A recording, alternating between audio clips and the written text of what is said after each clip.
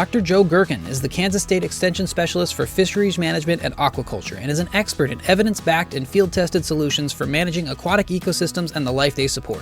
This is his complete guide to growing big bass. Everybody loves fishing, and especially catching big fish. But to get big fish, you need to set up your pond for success. We're fishing in a pond today and wanted to share some of the reasons why the fish are so happy and so big here.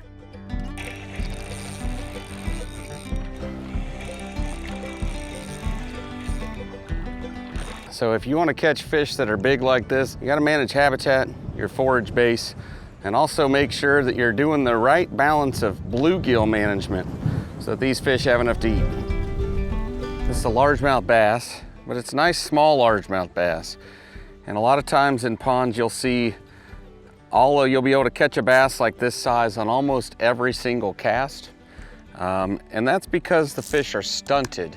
And so fish are reproducing, they're consistently reproducing, and we're not getting any more food into the pond. And so the bass become limited. You end up with too many mouths to feed. And so in order to fix that, you can harvest fish from your pond. The recommendation for largemouth bass is actually 25 pounds per acre per year. And you'd want to make sure you're taking out small fish like this little guy, especially if that's mainly what you're catching on every cast. If you're following these guidelines for harvesting bass but still not seeing big fish in your pond, you might need to look at your bluegill management. So this is a bluegill sunfish. We've been talking about them as the forage base for a lot of those largemouth bass that we're catching.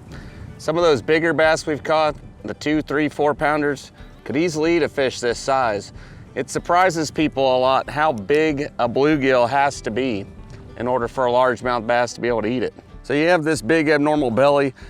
It's not uniform on both sides, and if you feel it, you can feel a hard structure in there. So there's a fish right here that I can feel. She's had a nice meal recently. And because we have those fish for her to eat, that's why we can get nice big fish like this.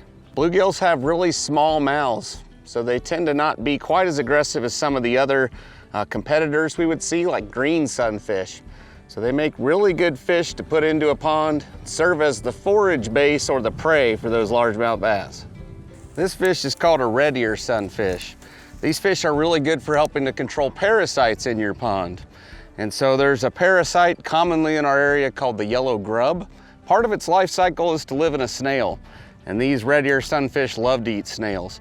So if you're catching too many fish with parasites on them, always recommend adding some redear sunfish to your pond. So talking about, that's a yellow grub cyst. Not bad to see 1 or 2. Still safe to eat the meat as long as you cook it, but they're unsightly. So we can add some redear sunfish, help take care, break up that intermediate host circuit so that you don't see those parasites. You probably know that habitat is an important part of a healthy pond, but it's important to use the right kind of habitat in the right places. One of the things I'm often asked about is, what should I use for habitat, or where can I buy habitat?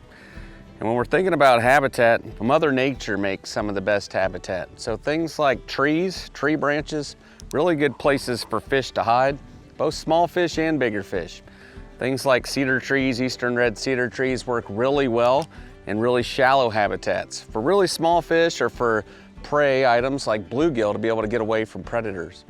When we start thinking about deeper habitats, we want something with more interstitial spaces. So big hardwood tops are a good example there. We might have those big hardwoods out in 6 or 8 feet of water. We might have their eastern red cedars and 4 feet all the way up to sticking out of the water near the shallows. That'll create a good diversity of habitat for both small fish and big fish. You can also use rock piles. Small pebbles are really good for breeding. A lot of the natural types of structure that we can make provide really good habitat. In addition to just providing the fish a place to hide, they also grow a lot of different types of bacteria or animals or even plants that other fish might like to eat. Artificial habitat can give the fish a good place to hide.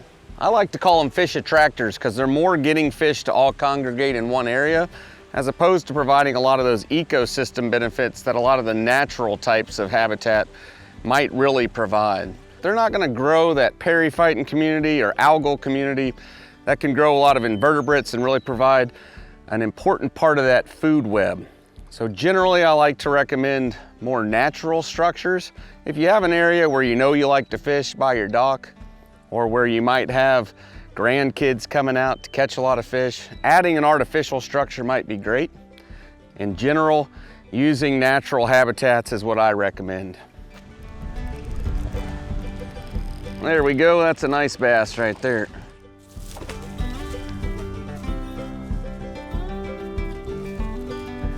Speaking of habitat, now if you have good habitat, you can go grow good fish like this. Nice fat belly.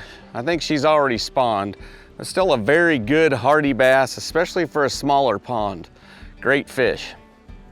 We talk a lot about the depth of a pond, the maximum depth, and also the slope to get there. This pond does a really good job of getting deep relatively quickly, but also having the right amount of shallow habitat around the edges. The shallow habitat that we see is going to be called the littoral zone. And in that zone, sunlight can hit the bottom of the pond, and that allows plants to grow. Almost every plant that you see in a pond actually grows from the bottom of the pond up. Not all of them, but almost all of them.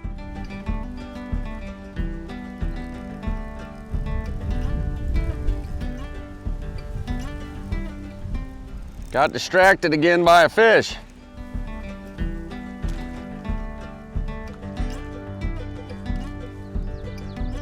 Good fish to show you the diversity of size classes in the pond. So it's kind of a medium one, not small, not huge.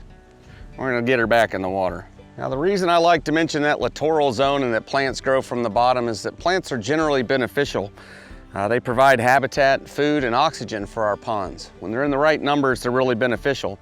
But all too often what I see is that we have too big of a littoral zone. And so we have plants covering a large amount of the pond.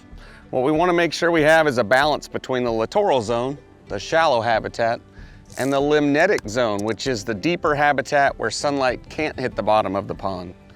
If we balance those two, we can make sure we have the proper amount of vegetation in our pond. So those are just a few of the things that you can do in your pond to help grow big fish. Make sure you subscribe and follow along for more tips to best manage your pond and the fish that live in them.